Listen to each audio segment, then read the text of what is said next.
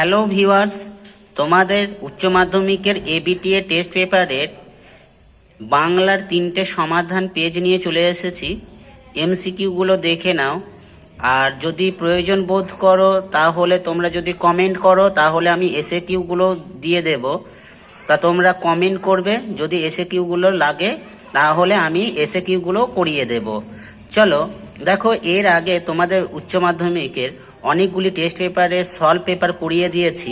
যদি কেউ না দেখে থাকো তাহলে আমার চ্যানেলের ভিডিওর প্লেলিস্টে গিয়ে ভিডিওগুলো দেখে নাও। চলো আমি এমসিকিউগুলো বলে দিচ্ছি, তোমরা দাগ মেরে নেবে, মিলিয়ে নেবে। কালো বিড়ালে লোম আনতে গিয়েছিল কে? ভজন চাকর। তারপরে দেখো, বড় বাড়ি দেবত্র বাড়ির সংখ্যা ছিল কতগুলি? 18টি। তারপরে দেখো, মরবে তো মরবে না কে, এখানে কার কথা বলা হয়েছে? টুনুর মায়ের। তারপরে দেখো, শীতের বৃষ্টিকে ছোট লোকেরা কি বলে? না ডাওর বলে, গয়েরটা। তারপরে দেখো, নিবারণ বাগদি একদা কি ছিল? দাগি ডাকা ছিল। তারপরেরটা দেখো, সবুজ সুগন্ধি ঘাসকে কবি যার সঙ্গে তুলনা করে? কচি বাতাবি লেবুর সঙ্গে, গয়েরটা। তারপরে দেখো, নিজের বিবেককে কবি যার সঙ্গে তুলনা করেছেন? বারুদ। আমি দেখি কবিতায় কবির দেহ চাই সবুজ বাগান। আমৃত্যু দুঃখে তপস্যা হলো এ জীবন, কয়েকটা। তারপরে দেখো, the night is calling me, সংলাপটি কার লেখা? Bernard Shaw. তারপরে দেখো, রজনীকান্তের মতে তার শিরায় শিরায় বইছে কি? সৎবংশে পবিত্র রক্ত। তারপরেটা দেখো, আজ সারাদিন ঘুমাবো না, কে কাকে বলেছে? সুজা পিয়ারা বানুকে বলেছে। তারপরেটা দেখো, এর মাথায় খালি লাভ সিন ঘোরে, কার মাথায়? না তৃপ্তি মিত্রের মাথায়। তারপরেটা দেখো, বৌদির মতে পৃথিবীতে সবচেয়ে পপুলার জিনিস কি? না প্রেম। তারপরে দেখো, শাহজাদি সম্রাট নন্দিনী মৃত্যু ভয় দেখাও কাহারে, সংলাপটি কোন নাটকে? রিজিয়া। তারপরে দেখো, গলদে নিপাত করেছিল কে? সিজার। তারপরটা দেখো, উনি রীতিমতো হতবম্ব, উনি কে? উনি হলেন বলি কান্দারি। তারপরে দেখো, মধ্যযুগের সন্তগণ দেওয়াল চিত্র কার আঁকা? না বিনোদ বিহারী মুখোপাধ্যায়ের। তারপরে দেখো, ব্রতচারীর উদ্ভাবক হলেন কে? গুরু সদয় দত্ত। তারপরে দেখো, ভারতের প্রথম টেলিকম ও ইলেকট্রিক্যাল ইঞ্জিনিয়ার হলেন কে? শিবচন্দ্র নন্দী। তারপরে দেখো, গঠনগত দিক থেকে বাক্য কয় প্রকার? 3 প্রকার। সরল, জটিল ও যৌগিক তোমরা জানো। একই পদ পাশাপাশি দুবার বসার প্রক্রিয়াকে কি বলা হচ্ছে? পদদ্বৈত। এরপরে 233 পেজের বাংলার সেটটা দেখে নাও। দেখো, মৃত্যুঞ্জয় কত বছর আগে নিখিলের বিয়ে হয়েছিল? 2 বছর আগে। তারপরে দেখো, রেঁধে বেড়ে শাশুড়িকে খাওয়ানোই নাকি তার কাজ, এখানে কার কাজের কথা বলা হয়েছে? না মেজ বউ। তারপরে দেখো, বাজারে চায়ের দোকান কয়টি ছিল? 3টি। তারপরে দেখো, মৃত্যুঞ্জয়ের পরিবারে কতজন সদস্য ছিল? 9 জন। তারপর দেখো, তান্ত্রিক এনেছিলেন কে? না ছোট বইয়ের বাবা। তারপর দেখো, সারা রাত মাঠে আগুন জ্বলেছে, কারা কারা আগুন জ্বলেছে? দেশওয়ালিরা। তারপর এটা দেখো, ঘুমহীন তাদের চোখে হানা দেয় কি? ক্লান্তির দুঃস্বপ্ন। তারপর এটা দেখো, সেই কবিতায় জাগে, কবিতায় কি জাগে? কবির বিবেক। অনেক অনেক দূরে আছে, দূরে কি আছে? মহুয়ার দেশ। তার ক্ষয়ের উত্তরটা। তারপরে দেখো, এমনই সময় হঠাৎই এক সাহেবের লেখা পড়লাম, কোন সাহেব? আইজেনস্টাইন। তারপরে দেখো, রজনীর অভিনয় জীবন কত বছরের? 45 বছর। তারপরে একটা দেখো, শাহজাহান নাটক কার লেখা? দ্বিজেন্দ্রলাল রায়ের। তারপরে দেখো, অমর সংস্কৃততে কত পেয়েছিল? 13। তারপরে দেখো, শম্ভু অমর যে নাট্যগোষ্ঠীর সাথে যুক্ত ছিল সেটা হচ্ছে কি? বহুরূপী নাট্যগোষ্ঠী। তারপরে দেখো, পুত্র রাজনীতি বড় কঠোর, পুত্রের নাম কি? মোহাম্মদ। তারপরে দেখো, 7 বছরের যুদ্ধে কে জিতেছিল? দ্বিতীয় ফ্রেডারিক। তারপরে দেখো, কতবার চূড়োয় উঠেছিলেন মর্দানা? 3 বার। তারপরে দেখো, Bengal chemical and pharmaceutical works প্রতিষ্ঠা করেছিল কে? প্রফুল্লচন্দ্র রায়। তারপরে দেখো, ভুবন সোম চলচ্চিত্রের পরিচালক হলেন কে? মৃণাল সেন। তারপরে দেখো, সহজ পাঠের অলঙ্করণ করেছিলেন কে? নন্দলাল বসু। তারপরে দেখো, তুলনামূলক ভাষা বিজ্ঞানের সূত্রপাত করেছিলেন কে? Sir William Jones. তারপরে দেখো, একটি উষ্ণ ধ্বনির উদাহরণ হলো হ। তারপরে 243-এর এমসিকিউ গুলো দেখে নাও। দেখো, উনি আমার পতি দেবতা, উনি হলেন কে? উমাপতি। তারপর দেখো, এক সময় দাগি ডাকা ছিলেন কে? নিবারণ বাগদি। তারপরে দেখো, ফজর বলতে বোঝায় ভোরের নামাজের সময়কে। তারপরে দেখো, বাসিনী লুকিয়ে উৎসবকে কি খেতে দিয়েছিল? ছাতু। তারপরে দেখো, মৃত্যুঞ্জয়ের স্ত্রীর কেবলই মনে পড়ে কি? না ফুটপাতের লোকগুলোর কথা, গয়ের উত্তরটা।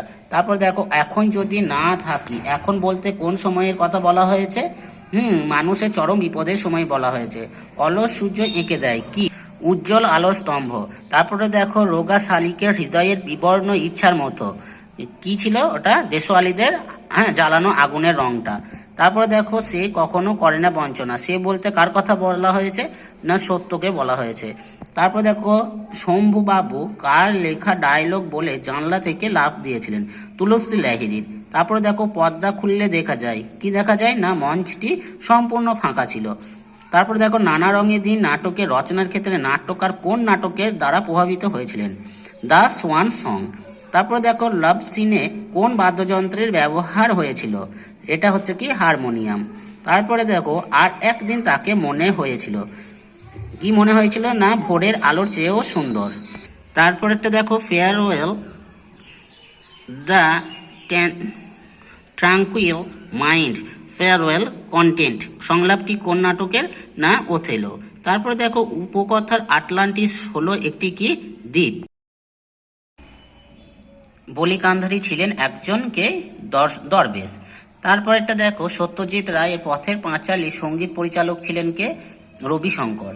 ভারত মাতা ছবিটি এঁকেছেন কে? না অবনীন্দ্রনাথ ঠাকুর। তারপরে দেখো আন্তর্জাতিক ক্ষেত্রে কোন শিল্পে অবদানের জন্য উপেন্দ্র কিশোর রায়চৌধুরী লাভ করেছিলেন, মানে খ্যাতি লাভ করেছিলেন? তিনি মুদ্রণ শিল্পের জন্য। তারপরে দেখো সিনটেক্স শব্দটির বাংলা প্রতিশব্দ কি? বাক্যতত্ত্ব। তারপরটা দেখো যে অব্যয় শব্দের শুরুতে বসে অর্থে পরিবর্তন করে তাকে বলা হচ্ছে উপসর্গ। এরপরে 255 পেজের এমসিকিউ গুলো দেখো। নিখিল মৃত্যুঞ্জয়কে খুব পছন্দ করে কারণ মৃত্যুঞ্জয় নিরহ শান্ত। যাই হোক ওটা ঘয়ের উত্তর হবে। মানব সভ্যতার সবচেয়ে প্রাচীন ও পচা ঐতিহ্যের আদর্শবাদের কল্পনা তাপস বলে। মরে গেল না খেয়ে মরে গেল কথাটি কে বলেছে? না মৃত্যুঞ্জয়। তারপর দেখো কালো বিড়ালে লোম আনতে গিয়েছিল কে? ভজন চাকর। তারপর দেখো নির্ঘাত মরে গেছে বুড়িটা, এটা কে বলেছে? চাওয়ালা জগা। তারপরটা দেখো মর তুই মর তোর শত গোষ্ঠী মরুক কার উদ্দেশ্যে উক্তিটি করা হয়েছে? চৌকিদারের উদ্দেশ্যে। এ জীবন হলো কি? না আমৃত্যু দুঃখের তপস্যা। তারপর একটা দেখো একটা অদ্ভুত শব্দ শোনা গেল, শব্দটি কি? না হরিণের গুলিবিদ্ধ করার শব্দ। তারপর একটা দেখো আমার ক্লান্তির ওপরে ঝরুক, কি ঝরুক? না মহুয়ার ফুল। তারপরে আমার বিবেক বলতে কবি কি বুঝেছেন? কবির চেতনাকে। তারপরটা দেখো এবার নিশ্চয় লোককে খুব হাসি পাবে, এটি সংলাপটি দেওয়া হয়েছে বিভাব নাটক থেকে। Life's but a walking shadow উদ্ধৃতিটির মূল উৎস হচ্ছে কি? ম্যাকবেথ। তারপরেরটা দেখো গ্রিন রুমেই ঘুমোয়, কে ঘুমন? না কালীনাথ সেন। তারপরটা হচ্ছে রাজা রথ আরোহণম নাটয়তি কথাটির অর্থ রাজা রথে আরোহণ করার ভঙ্গি করলেন। কয়েকটা বাঙালি কাঁদুনে জাত কথাটি কে বলেছেন? বল্লভভাই প্যাটেল। ঘয়ের উত্তরটা হবে। তারপরটা দেখো মাতালের এই হচ্ছে বিপদ, বিপদটা কি? ছাড়বো বললে ছাড়ার নেই। তারপরে দেখো পড়তে জানে এমন এক মজুরের প্রশ্ন, কবিতাটি অনুবাদক শঙ্খ ঘোষ। আমাদের সমস্ত ঘটনা শোনালেন কে? মায়ের বান্ধবী। বিশ্ববিখ্যাত জাদুকর পিসি সরকারের আসল নাম কি? প্রতুল চন্দ্র রায় সরকার। তারপরে মোহনবাগান ক্লাব গঠিত হয়েছিল 1889 সালে। তারপর এটা দেখো বাংলার টপ্পা গানকে জনপ্রিয় করেছিলেন কে? রামনিধি গুপ্ত। তারপরে দেখো কোনটি বাকযন্ত্রের অন্তর্ভুক্ত নয়? কর্ণ। তারপরটা দেখো দুটি স্বাধীন রূপমূলের সহযোগে গঠিত শব্দ হচ্ছে কি? জনশূন্য। এরপরে আমরা 266 পেজের এমসিকিউ গুলো দেখে নেব। দেখো নির্ঘাত মরে গেছে বুড়িটি কথাটি বলেছিল কে? জগা। তারপরে বাসিনী লুকিয়ে উৎসবকে কি খেতে দিয়েছিল? না ছাতু। গ্রুয়েল এক ধরনের কি? গ্রুয়েল কথাটির অর্থ এক ধরনের তরল সুস্বাদু খাবার, ঘয়টা। তারপরে বৃষ্টিতে তা হয় ধারালো, এখানে ধারালো হয়ে উঠেছে কি? না রাঢ় বঙ্গের শীত। তারপর দেখো এ হলো ভগবানের মার কোন কথাটির কথা বলা, কে বলেছিল কথাটি? সতীশ মিস্ত্রি বলেছিল। জেগে উঠলাম, এখানে জেগে ওঠার বলতে কবি বুঝিয়েছেন চেতনার পরিপূর্ণতা। তারপরে দেখো একটা অদ্ভুত শব্দটি হলো কি? না বন্দুকের গুলি। অলস সূর্য, কবি সূর্যের সামনে অলস বিশেষণটি প্রয়োগ করেছেন কেন? কারণ অস্তগামী সূর্য বোঝাতে। কবি বহুদিন যেতে পারেনি, কোথায় যেতে পারেনি? জঙ্গলে। তারপরে জীবনকে উপলব্ধি করা যাবে না, কোথায়? ঘরের মধ্যে। তারপরে দেখো নানা রঙের দিন নাটকের চরিত্র সংখ্যা কয়টি? না 2টি। কালীনাথ আর আমরা জানি রামব্রিজ। তারপরে দেখো life's but a walking shadow a poor player কথাটি সংলাপটি কোথা থেকে নেওয়া হয়েছে? ম্যাকবেথ। তারপর এটা দেখো, বিভাব নাটকে তুলসী লাহিড়ীর কোন নাটকের উল্লেখ আছে? পথিক নাটকের। তারপরে দেখো, ব্যাবিলন বিখ্যাত ছিল যে কারণে, সেটা হচ্ছে কি? শূন্য উদ্যানের জন্য। তারপরে এটা দেখো, হাসান আবদালের বর্তমান নাম কি? পাঞ্জা সাহেব। তারপরে দেখো, প্রথম সবাক বাংলা চলচ্চিত্র কোনটি? জামাই ষষ্ঠী। তারপর দেখো, বাংলায় ক্রিকেট খেলার প্রচলন করেছিলেন কে? সারদা রঞ্জন রায়চৌধুরী। তারপর এটা দেখো, কোন বিখ্যাত শিল্পী কালীঘাটে পট কিনেছিলেন? পিকাসো। তারপরে দেখো, অনুসর্গের অপর নাম কি? পরসর্গ।